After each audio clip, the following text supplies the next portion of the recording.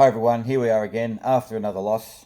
But if you watched the VMAs on Monday on MTV, after every ad break they were playing meditation music, which was very soothing, very calming, made you forget your problems, made you forget your worries. So I thought I'll give that a go and play some sounds of the Aussie bush and try and forget about that loss on Sunday.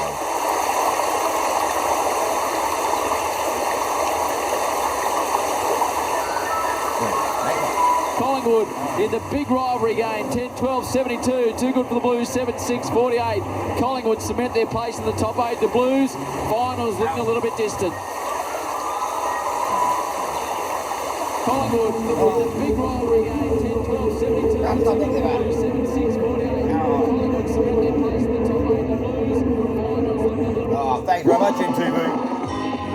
MTV. Everything else sucks. That was MTV. Thanks very much for nothing.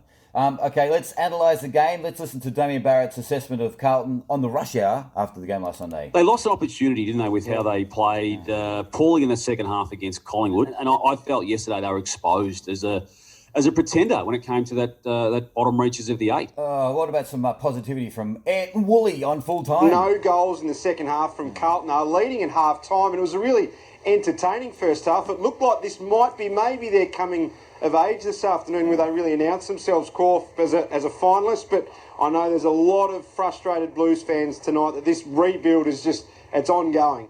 On the Blues Footy podcast, Nick Washarts, the Carlton Chief Squad member, made a guest appearance. He had this to say. I think Carlton fans have got a pretty good reason to feel pretty upset tonight following that game. I went into this week very confident of a win. I've been saying for about a fortnight or maybe 2 or 3 weeks that Collingwood were primed for the picking. Yeah. They were there to be beaten. Yep. We were kind of just doing enough, but the Gold Coast game, we didn't do a hell of a lot wrong, and it filled us with a lot of confidence. And I think we all got a bit ahead of ourselves this week. Come on, what about some positivity? Jared and Robbo from AFL 360. The Carlton side of things is they weren't good enough and they're not ready. It was Collingwood was built up and they had their opportunities and they blew it. What about Gary Lyon on the couch? And the Carlton supporters, a lot of Carlton supporters are getting really impatient. You can understand why, given they've been in the draft for a long time now. They've had quality kids coming through. So I think they're at their water. They've found their right mark, but next year becomes really a huge issue in terms of the pressure comes on in a big way. What about Hughesy's opinion? What's he saying? Oh, mate, I was broken. Let's go to Kane Corns on SEN. Bitterly disappointing if you're a Carlton supporter and anyone associated with the Carlton Footy Club. It's the same old Carlton, and any of the good work that's been done this year has been erased. Now, what about David Teague after the game? What did he have to say? Probably a little bit frustrating. There's some really good signs at times, and then at other times we couldn't finish our plays. The second half, to Collingwood's credit, they got the game on their terms, and we didn't play it the way we wanted to play it. Now, we need somebody maybe as like Christian Bale as coach. What would he have to say? What the is it with you? Yeah.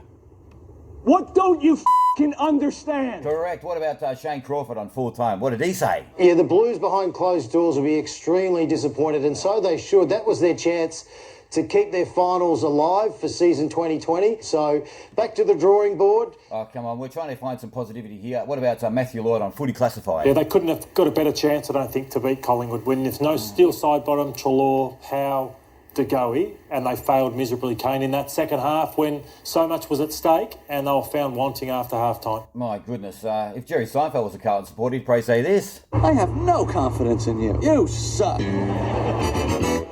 So on Thursday night, tomorrow night, Carlton play GWS. This is what Dennis Cometti had to say on Triple M after their last game against West Coast. And 1 goal to half-time today, it's just not good enough. It's okay to fight back like they did, and that's admirable, but at the same time, I mean, they're just throwing away chances.